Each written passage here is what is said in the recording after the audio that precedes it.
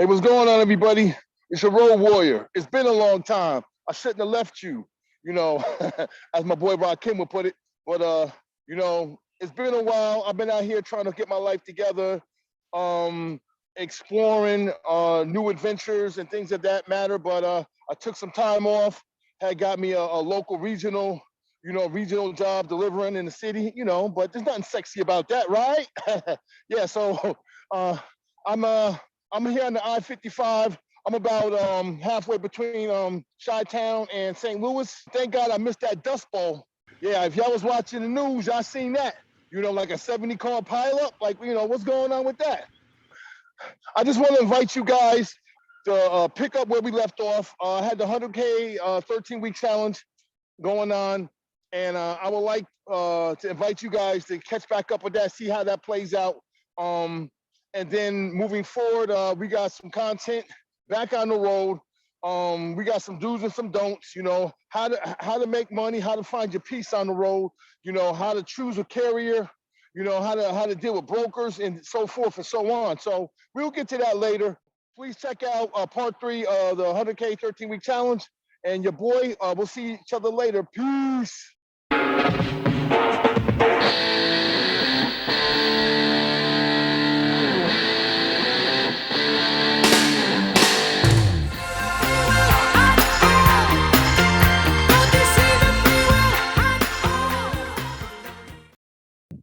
Back out here on site, day 43 of the challenge.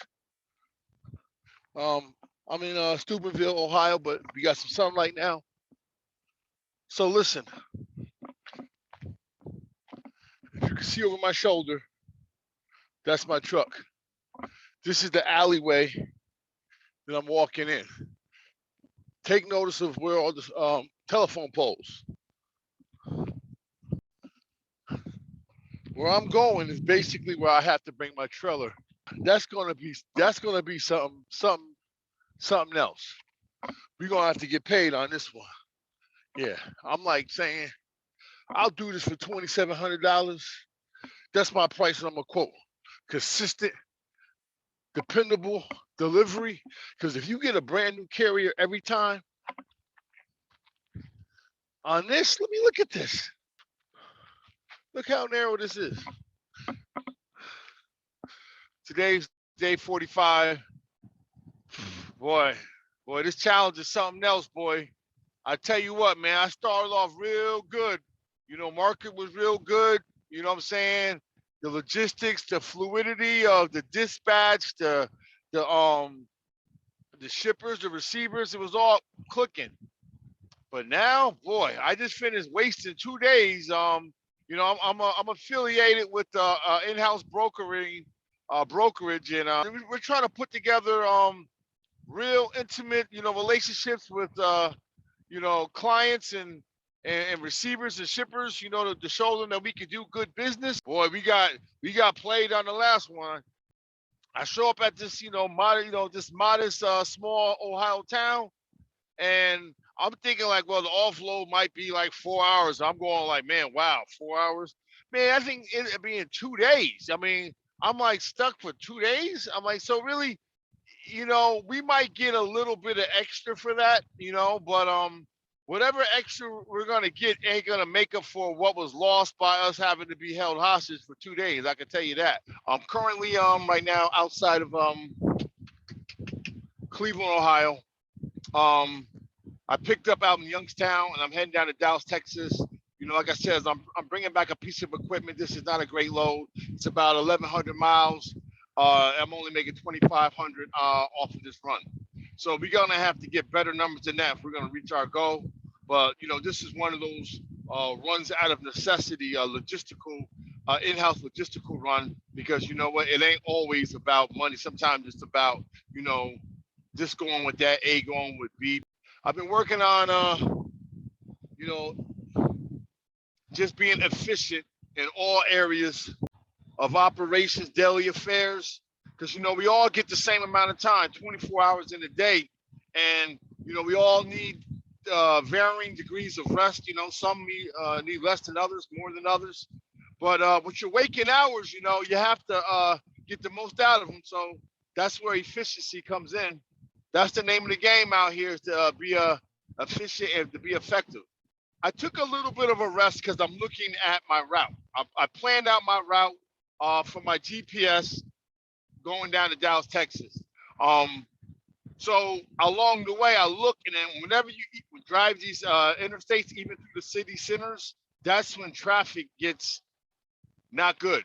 You know, Columbus, Cincinnati, Louisville. Yeah, you go into traffic. And I decided that I don't want to be in that traffic. So I decided that I was just going to take care of some other things, get a little bit of rest, um, let that traffic die down. What is this guy doing here, man? Are you serious? Some of these people on the road, man, they do way too much. This guy's tailgating a dude on an interstate with an open lane that he can pass him on. And it's like, what is up with that? You see some, listen, I tell you what, I got a whole lot of other crazy stories of some of the things you see on the road. I mean, you see people who like to perform, you know what I'm saying?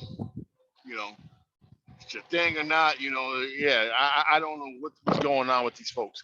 I'm up here in a town called Longview, Texas. I just finished dropping off a load. Well, you guys know the load I picked up. Where was that? Out in Youngstown, Ohio. Paid $2,500.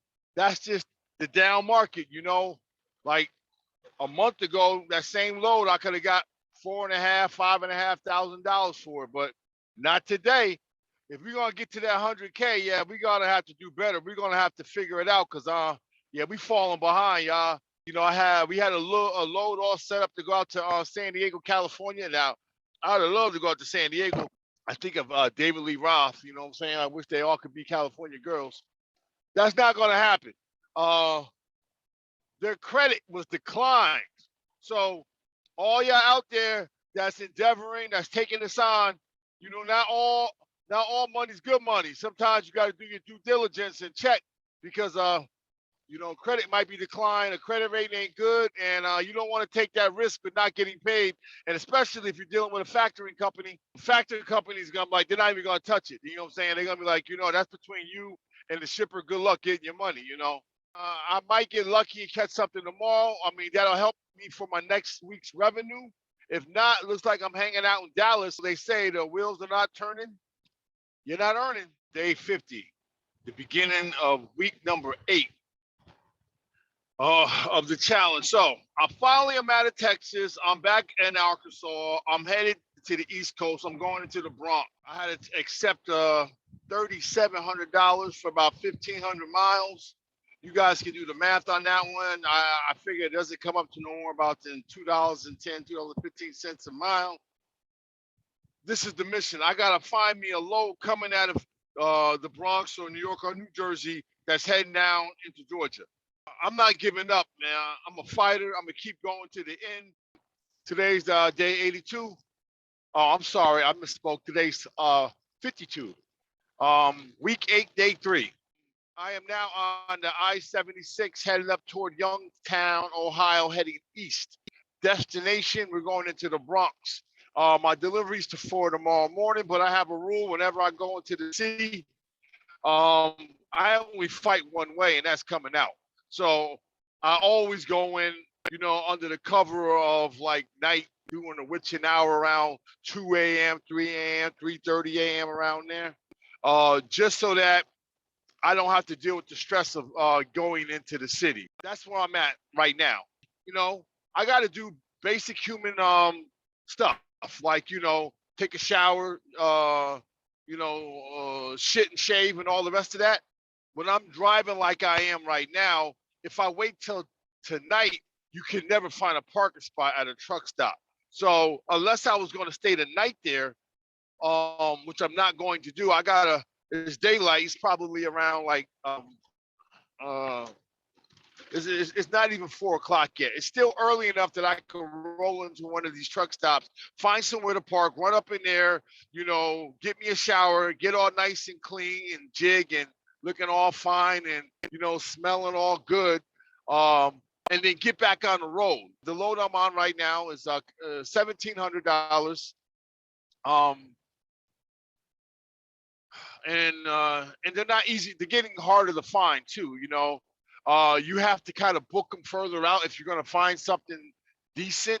You don't want to play that game where you're waiting around for a broker to be desperate, because you could get burnt on that while you're waiting to get a higher pay off a job.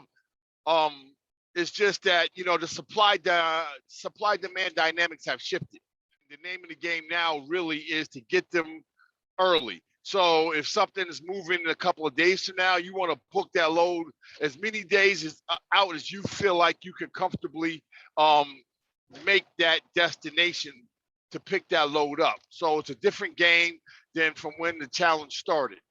Don't forget to like, comment, and subscribe too. I don't think that I remind you guys enough of that, but yes, you guys definitely can help out my channel by pressing like and leaving a comment, and definitely don't forget to subscribe. And you know what? Also hit that notification bell as well. I'll be driving throughout the night. I'm about 6 hours out from the city now. Today's day 53. Beautiful Thursday morning. I'm down here in the Bronx, New York. So let me update y'all my situation down here. And give you a few pointers as well.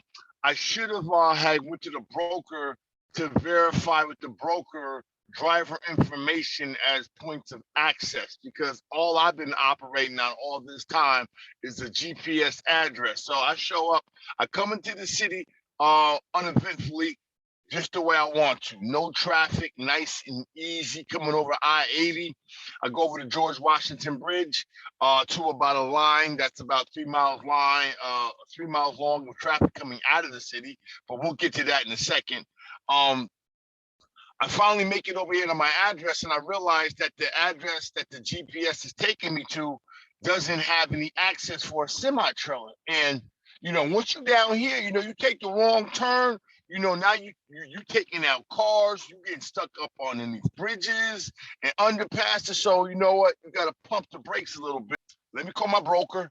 Let me get some shipper contact information, determine, okay, how do I get to where I'm getting to in a way that I can approach from the right direction so I can back in the right direction, get in, because down here in the city, everything has to be like quite that perfect. There's very little room for error. That's what I'm waiting on right now. I have found me a nice little spot to post up in. That was cool, but then the city woke now. You see kids going to school, and someone tapped on my police officer like, "Hey, listen, you got to move this truck." I'm gonna catch up with you guys a little bit later after I make my offload. Let you guys know how things went and how things worked out. I'm at my favorite spot in the world, sitting here I-95 cross Bronx, heading south out of the city to the George Washington Bridge. Let me tell y'all some things about taking loads that come into the city. I got 3 words for you: preparation, preparation, preparation. I don't have any driver's instructions on exactly how to get to the receiving area of where I'm going. Finally, I get that part figured out. Then I have to do the most ridiculous dock back in the history of all dock backs. I got to do a blind back off the street into an alleyway this way, and then have to cut back this way, and then have to navigate about all these trucks and cars in order to get to a dock all the way on the underground. I mean, it's just too complex for me to try to explain it to you. Ever since I've been a driver, that was the most challenging back I'd ever done. I mean, that was ridiculous. All I kept on thinking about was that money, thinking about that money. And I'm like, yo, I got to get that money. So I'm like, all that bitching and belly aching and like, this, it can't be done, or this is something. Nah, you just figure out a way, and you just bob and weave like this. Like, okay, stop. My next pickup is in Philadelphia. I'm on schedule to get there. I got a little bit of time. The logistics gods was working with me, and then it's back down south from there. Today's 54, and I'm a hot mess. I mean, a hot mess. I've been going real hard. I made it down here to Georgia. I'm down here in like Dalton, Georgia, just south of Chattanooga.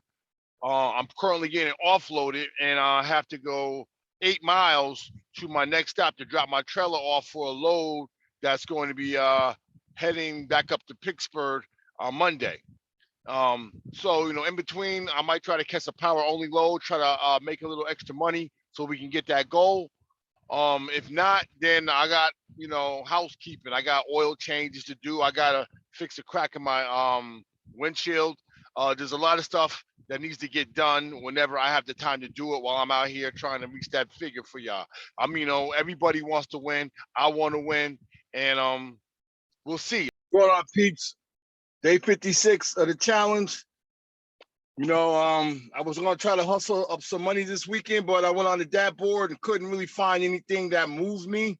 You have to, you got to be smart. I want to reach this target of 100K, but it has to be within the context of it making sense for the business or for the company, not just to have revenue for its own sake, because you have to understand on the other side of that revenue is cost. You know what I'm saying? Revenue just represents money coming in. You have costs represent money going out. And if I have to spend more money, then the money's worth coming in, then it don't make no sense. And then it's an artificial number. Now I'm spending money to reach 100K. Hey, listen, hey everybody, I got 100K, but it cost me 110K to get there. No, we don't, that's not what we're looking for. So as a result, sometimes, unfortunately, it's a down market right now. The only thing you can do to remain profitable is just to sit on your hands. Sometimes, you got to be very strategic. I went and got me some sushi. Check it out.